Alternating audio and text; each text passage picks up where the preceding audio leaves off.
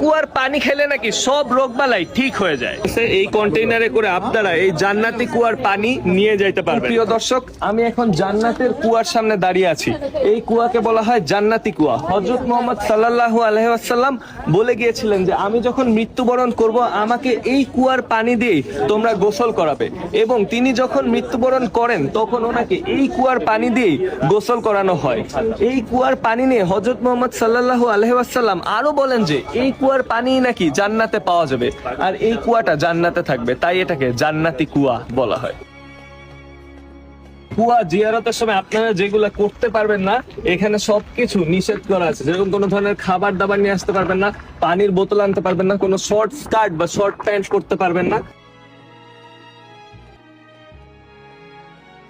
দুই ধরনের স্ট্রাকচার আছে। একটা নিউ স্ট্রাকচার যেটা অটোমান এম্পায়ার করে গেছিল, যেটা আপনি কালো রঙের দেখতে পাচ্ছেন, আর এই যে সাদা রঙের মাটি দিয়ে করা যেগুলো, এগুলো কিন্তু একদম অরিজিনাল স্ট্রাকচার, সেই হাজার হাজার বছর পুরানো স্ট্রাকচার। দেখেন এই যে সেই অরিজিনাল স্ট্রাকচার, ওয়াটার আর্কিটেকচার কিন্তু সেই হাজার হাজার বছর পুরানো আর্কিটেকচারই ধরে রেখেছে। দেখেন আপনারা ওই সময়কারও এই টাইপের আর্কিটেকচার ছিল মদিনাতে। এখানে আপনারা দেখতে পারতেছেন অনেকেই লাইনে দাঁড়ায় আছে এই পানিটা খাওয়ার জন্য। অনেকেই মনে করে যে এই পানিটা খাইলে নাকি সব রোগ বালাই ঠিক হয়ে যায়, অনেকে আবার